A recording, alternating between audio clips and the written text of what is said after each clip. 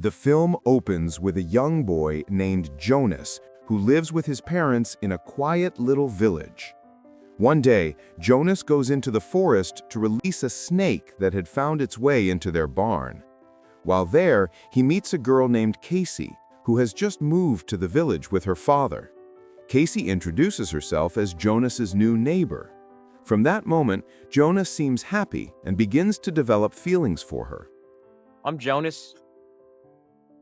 Ford. I'm Casey Caraway.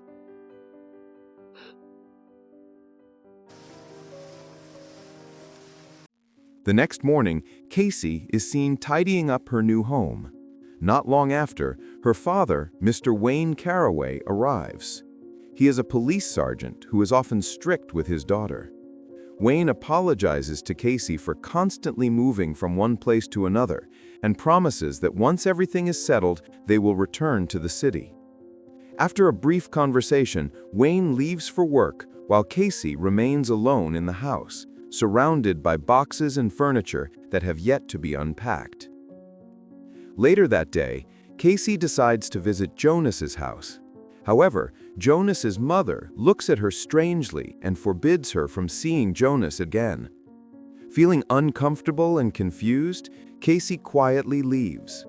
While Jonas is working in the fields, he notices Casey passing by and runs over to her. Casey tells him that his mother has forbidden her from meeting him. Jonas tries to calm her down, explaining that his mother has been lonely and overly protective since she lost many close friends in the past. She worries too much about strangers and doesn't like him talking to people she doesn't know. Jonas and Casey go to town together to buy some supplies. On the way, Casey shares a little about her life, saying that her father is a police sergeant who was transferred to the village and that her mother passed away from cancer when she was a child. Does that smell right to you? Yeah. After finishing their shopping, Jonas walks Casey back home.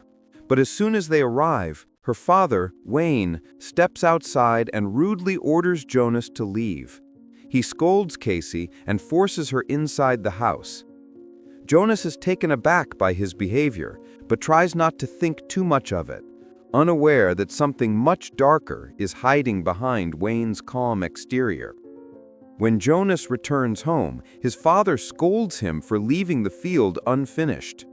Jonas defends himself, saying he only went to town with his new friend, and reminds his father that he has never asked for payment for all the work he does at home, so he deserves a little freedom. In the days that follow, Jonas and Casey grow even closer. They spend more time together, playing and laughing, often joined by Casey's dog. But one afternoon, when Jonas visits Casey's house, he notices her father, Wayne, loading a mysterious package into his truck. He has no idea what it is, so he stays quiet and pretends not to see anything. However, Wayne catches a glimpse of him from a distance and begins to suspect that Jonas might have discovered his secret. Under the bright afternoon sun, Casey tells Jonas that she would never lie to him and that he can ask her anything he wants. Jonas takes a deep breath and asks if she wants to be his girlfriend. Casey smiles and softly says yes. They spend the rest of the day walking together through the fields. Before parting ways, Jonas gives her a small walkie-talkie so they can keep in touch even when they are apart.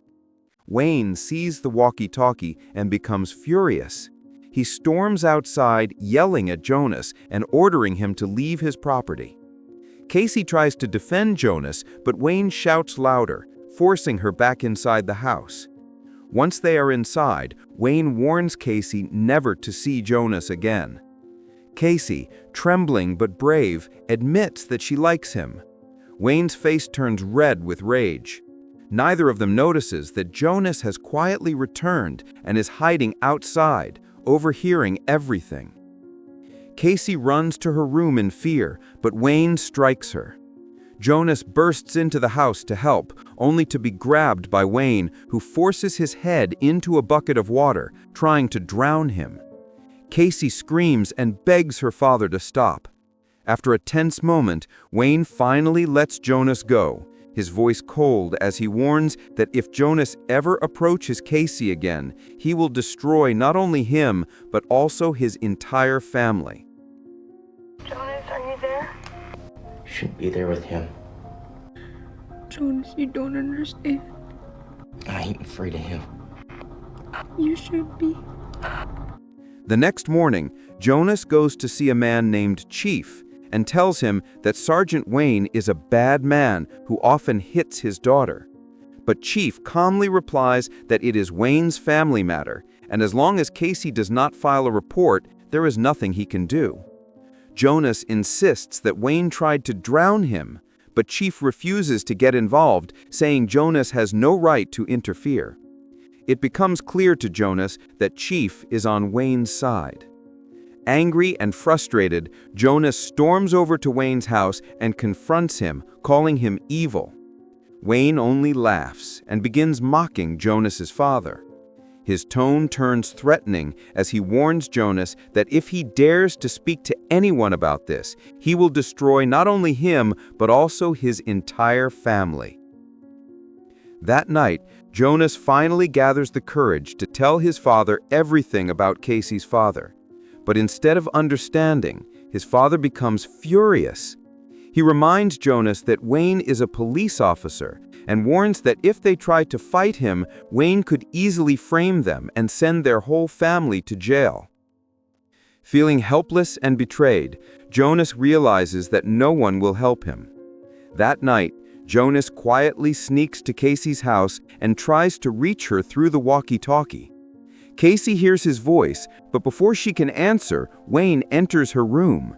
She quickly pretends to be asleep as he looks around suspiciously. His eyes fall on the walkie-talkie lying beside her pillow, and steps outside to see who is trying to contact his daughter. Jonas, realizing the danger, hides inside the back of Wayne's car. Moments later, Wayne walks out carrying a large bag, tosses it into the trunk, and drives away into the night. After a long drive, he stops at a remote clearing where 3 men arrive on motorcycles. They hand him a bag full of cash. Then, Wayne suddenly pulls out his gun and shoots all 3 of them without hesitation. Jonas, hidden in the car, watches the murders in shock and terror. On the way back, Wayne stops at a small gas station. While he steps away from the car, Jonas quietly slips out, grabs the money bag, and runs. The gas station owner witnesses everything but says nothing. Moments later, Wayne realizes the bag is gone. Furious, he storms back to the gas station and demands answers. The owner nervously tells him he saw a young boy running away. Wayne's expression darkens as he immediately knows who it was. Without wasting a second, he jumps back into his car and speeds towards Jonas's house. In the early morning, Jonas meets Casey and urges her to run away with him before it's too late. Still shaken, but trusting him, Casey agrees. They quickly pack what they can and flee from the village just as the first light of dawn breaks through the trees. But Wayne spots them escaping and immediately gives chase. Despite his relentless pursuit, Jonas and Casey manage to lose him on a back road leading into the forest.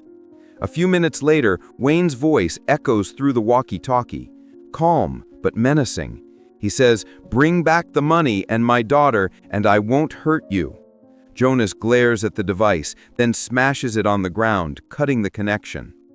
The two quickly replace the money bag with another one and disappear deeper into the woods. Jonas, Yeah. you praying? No. Now might be a good time. Once they are safe among the trees, Jonas opens the bag and discovers it is filled with bundles of cash, enough to change their lives forever. Casey decides to bury half the money underground as a backup, just in case they are ever found.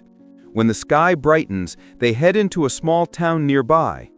Jonas buys a pistol for protection, realizing that Wayne will not stop until he finds them. Not old enough. Maybe I can help with that. It's an antique. Does it work? It works. take it then. The next morning, while Casey is changing clothes, Jonas accidentally catches a glimpse of the scars on her body. Shocked and concerned, he quietly asks what happened. Casey hesitates for a moment before revealing the painful truth. She tells him that her father used to beat her and her mother whenever he was drunk. One night, during a heavy drinking spree, Wayne lost control of the car while driving and caused the accident that killed her mother. Her voice trembles as she explains that all the local police officers are Wayne's friends, and none of them dared to accept a report against him. No one ever helped, no matter how much she cried. Hearing this, Jonas is filled with anger and pity. He takes her hand and promises that he will protect her and take her far away from her father, no matter what it takes. That night, heavy rain pours down as Jonas and Casey search for a place to hide. They find an old roadside motel and check in, drenched and exhausted. Inside the small room, they finally let their guard down. The fear and chaos of the past few days fade for a moment as they share a quiet kiss, then fall asleep in each other's arms. The next morning, their dog begins barking frantically. Jonas looks out the window and freezes. Chief has arrived. He's using a whistle to help track their dog's scent.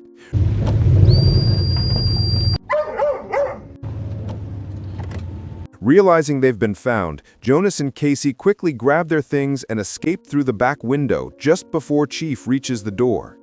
When Chief fails to find them, he angrily returns to his car. As Chief starts the engine, Jonas presses a gun to his head and orders him to drive into the forest. Chief tries to calm him, claiming he only wants the stolen money back, but Jonas doesn't believe a word. Suddenly, Chief jerks the steering wheel, sending the car spinning off the road. Jonas is thrown against the glass, his body slamming hard.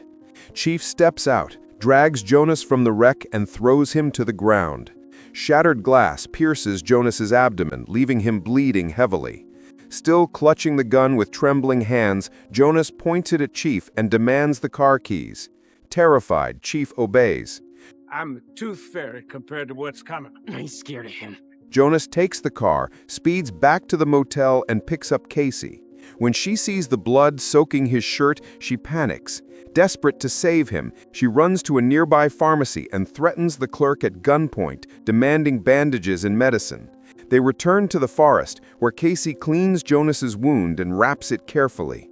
He eventually loses consciousness, and when he wakes up, his gun is gone. Jonas asks where it is, but Casey quietly admits she hid it. She says they've gone too far and are starting to act like criminals. Jonas tries to explain that the gun was only for protection, but she refuses to give it back. Left with no choice, the two continue their journey on foot. The next morning, without Jonas knowing, Casey quietly leaves and goes to a nearby house. She hands over their dog to the homeowner, hoping it will help them avoid police attention. When Jonas wakes up and realizes the dog is gone, he panics. Casey explains that she had to give it away so they wouldn't get caught.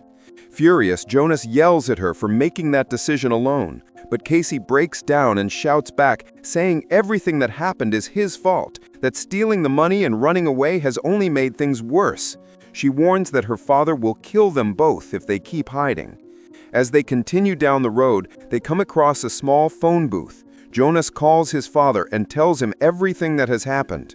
His father urges him to go to the police, but Jonas refuses, explaining that every officer is on Wayne's side, the same man who murdered 3 people right before his eyes. They eventually take a bus out of town, hoping to start over somewhere far away. But halfway through the trip, Wayne and Chief find them. The bus screeches to a stop as the two are captured. Wayne realizes half of his money is missing and beats Jonas mercilessly. To protect him, Casey finally confesses that she hid the other half of the money in the forest. Wayne forces her to take them there. On the way, Wayne reveals how he tracked them down. He explains that their dog led them to them, or rather a tracking microchip that he had secretly implanted inside Casey's ear. The man she gave the dog to scanned the chip and contacted Wayne, allowing him to find their location. They stop at a gas station to rest. Chief buys cold drinks for everyone. But moments after drinking, they all collapse. Chief smirks. He has poisoned them. He takes the money bag, looks down at Wayne, and says his share is enough before leaving him to die. When Wayne finally regains consciousness, he drags Casey into the forest and forces her to reveal where the money is buried. Casey leads him to the spot, but as Wayne bends down to open the stash, she secretly pulls out the pistol she had hidden earlier. Without hesitation, she points it at him and fires. Wayne falls to the ground, dead. Casey drops the gun trembling as Jonas stumbles toward her. Together they gather the remaining money and walk away, leaving the forest and the nightmare behind. With nothing but each other and a second chance at life, they disappear down the empty road as dawn begins to rise. And that is where Mean Dreams comes to an end.